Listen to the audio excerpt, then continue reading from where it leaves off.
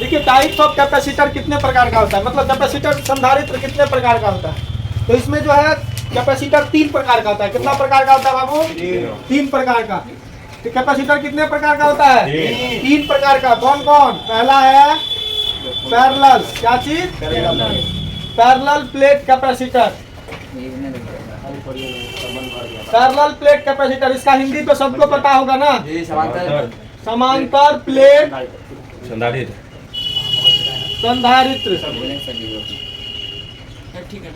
दूसरा है spherical capacitor.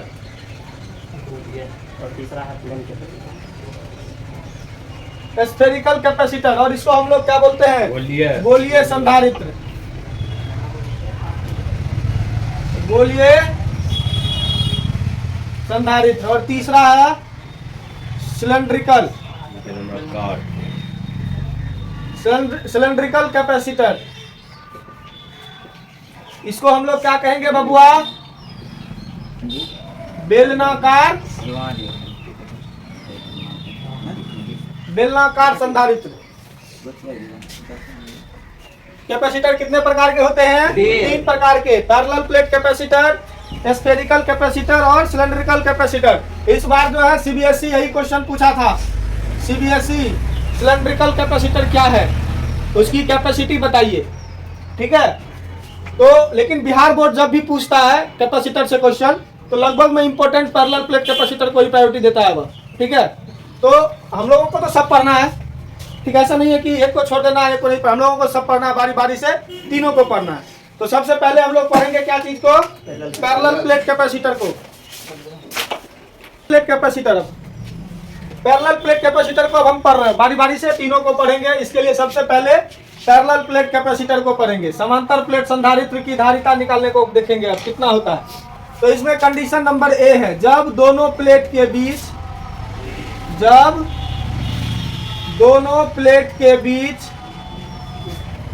हवा हो। हवा मतलब एयर हो, मतलब दोनों प्लेट के बीच क्या हो? एयर हो।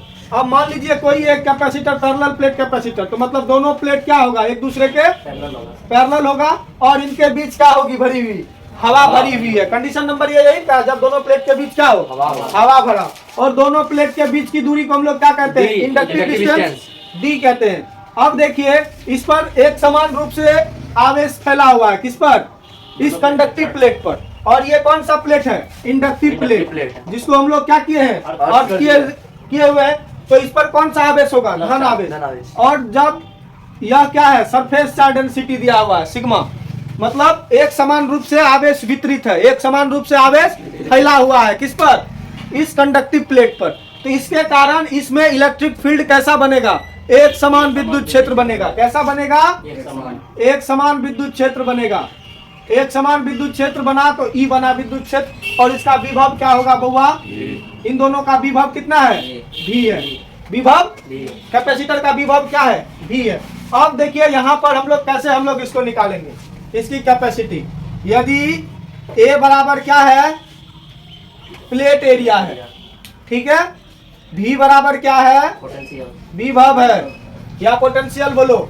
सिग्मा बराबर सरफेस चार्ज डेंसिटी है। उसके बाद ए क्या है? ई बराबर विद्युत क्षेत्र, डी बराबर इंडक्टिव डिस्टेंस। सारे चीज को लिख दिए, कोई दिक्कत? तब देखिए, तब कंडक्टिंग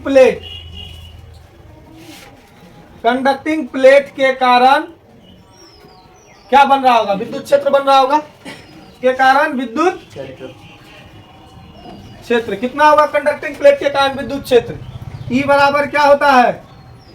अब विद्युत क्षेत्र कैसा है? एक समान विद्युत क्षेत्र है, तो इसका क्या होगा? V बाय डी होगा। जब हम लोग रिलेशन बिटवीन, सॉरी यहाँ V बाय डी नहीं होगा, यहाँ पर E बराबर होगा, कंडक्टिंग प्लेट है ना, तो सिग्मा बाय एप्सिलॉन नॉट। ये बताए हैं चार्ज कंडक्टर के लिए विद्युत क्षेत्र का फॉर्मूला, गॉस थ्योरम में एप्लीकेशन में बताए हैं। E बराबर सिग्मा बाय एप्सिलॉन नॉट। और एक आपको E बराबर क्या बताए हैं? एक समान विद्युत क्षेत्र के लिए V बाय डी। बताया है ना, जब आपको पढ़ा रहे थे relation between electric field and electric potential, तो E बराबर क्या बताए थे, माइनस dV अपॉन dr। तो ये किसके लिए था, लगातार बदल रहे विद्युत क्षेत्र के लिए। लेकिन अगर जी विद्युत क्षेत्र समान हो तो उसके लिए क्या फॉर्मूला हो जाएगा, V बाय R। इसमें दोनों प्लेट के बीच की दूरी कितनी है, D। इसीलिए हम लोग क्या लिखे हैं, VD। तो यहाँ से V हमको विभव निकालना है, तो V बराबर क्या हो जाएगा, E इंटू D। तो यहाँ पर E का फॉर्मूला इसमें पुट कर दीजिए, E यही है, sigma by epsilon not into D। ये क्या हो गया, विभव हो गया। अब कैपेसिटी, अब कैपेसिटी C बराबर क्या होता है, Q बाय V। यही होता है C बराबर Q बाय V। तो Q के टर्म में तो है नहीं, यहाँ किसके टर्म में है, सिग्मा के टर्म में है। तो हम लोग यहाँ क्या करेंगे, चूंकि सिग्मा बराबर क्या होता है, Q बाय A, सरफेस का डेंसिटी से, तो यहाँ से Q बराबर क्या निकलेगा, सिग्मा इंटू A। तो जहाँ पर Q है वहाँ क्या लिखेंगे, तब C बराबर सिग्मा इंटू A। और V का वैल्यू क्या है, यहाँ V है ना, sigma by epsilon not into D। Sigma sigma cancel हो गया, एप्सिलॉन नॉट कहाँ चले जाएगा, ऊपर। तो C बराबर क्या होगा, epsilon nought A by D। ये हो गया पैरेलल प्लेट के कैपेसिटर की कैपेसिटी निकालने के लिए, जब दोनों के बीच क्या हो, हवा हो। अब देखेंगे कंडीशन नंबर 2 में, जब दोनों प्लेट के बीच कोई डाइलेक्ट्रिक मीडियम हो, तब हम तीसरा कंडीशन देख, प्लेट के बीच परावैद्युतांक माध्यम हो, परावैद्युतांक माध्यम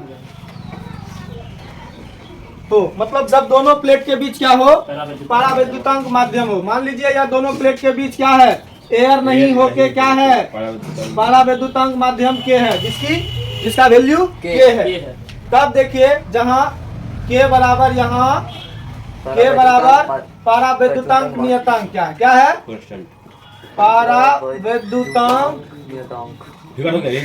माध्यम का नियतांक है। तो यहाँ देखिए, तब यहाँ पर V बराबर क्या निकलेगा, बताइए तो।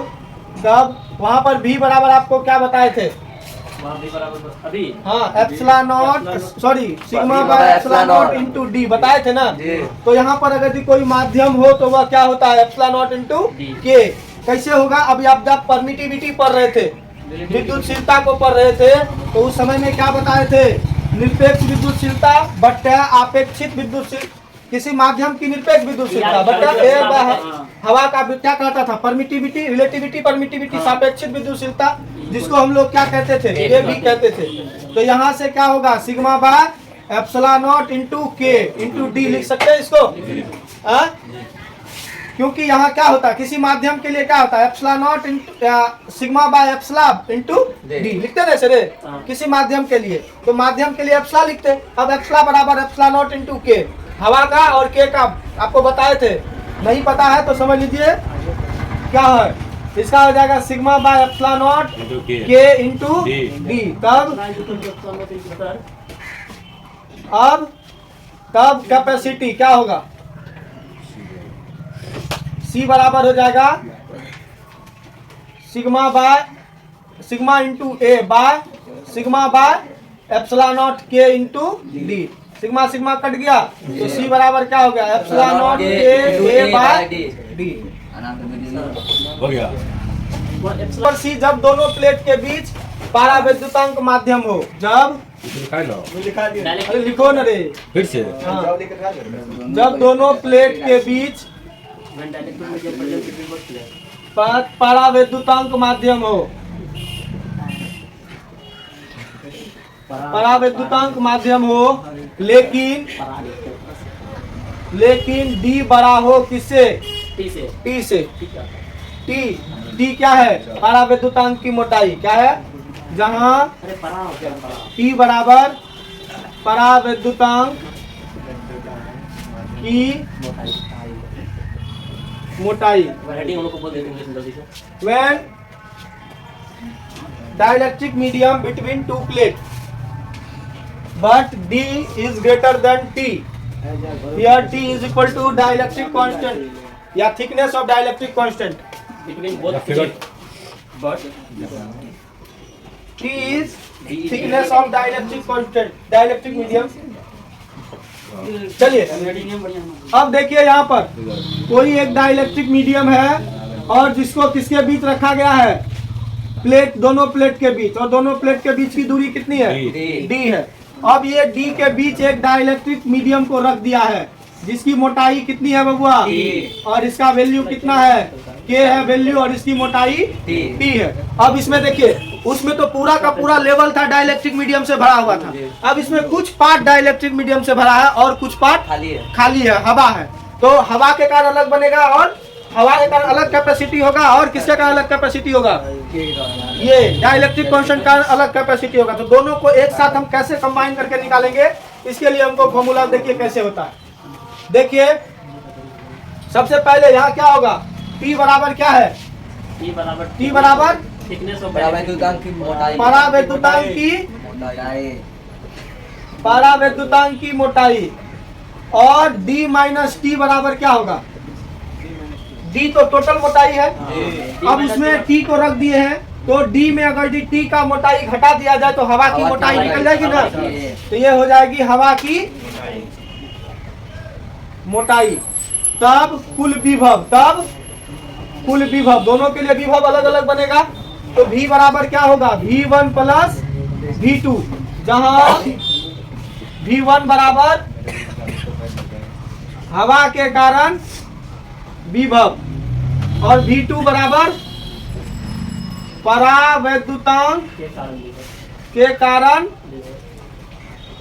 विभव। अच्छा बताइए V बराबर क्या होता है, तब बताइए V बराबर क्या होगा, कौन बताएगा, V इंटू क्या होता है, V इंटू E बराबर V बराबर क्या होता है, ED। अब कहिएगा सर आया कहाँ से, तब तो मुंह फुलाएंगे कहाँ से आया है, क्योंकि E बराबर क्या होता है, VD होता है ना, तो यहाँ पर V बराबर क्या होगा, ED नहीं होगा। अब ED लालू यादव बोला ED है, तेजस्वी ED मत करना, जो विपक्ष पर हंगामा कर रहा है। तो V बराबर क्या हो गया, अब देखिए V1 के लिए इलेक्ट्रिक फील्ड E1 और क्या होगा, E1 D minus T, D इसका कितना है हवा का, D माइनस टी, यही ना, प्लस V2 किसके लिए है, परावैद्युतांक के लिए E2, और इसकी मोटाई कितनी है, T, E2 इंटू टी। ये समझ में आया ये इक्वेशन। अब यहाँ देखिए V बराबर, E बराबर क्या होगा, sigma by epsilon nought D minus t, plus इसके लिए क्या होगा, electric field sigma by epsilon not into के, क्योंकि के इसके साथ क्या चीज में होता है, मल्टीप्लाई में होगा ना, क्योंकि E बराबर सिग्मा बाय एप्सिलॉन नॉट। तो माध्यम के लिए क्या होगा, यहाँ के लगाना पड़ेगा, तो यहाँ पर क्या होगा, इंटू टी। बताइए कॉमन क्या चीज है, sigma by epsilon nought common है, और इसमें क्या बचा, D minus t plus t by k, यही बचा है, ये विभव हो गया।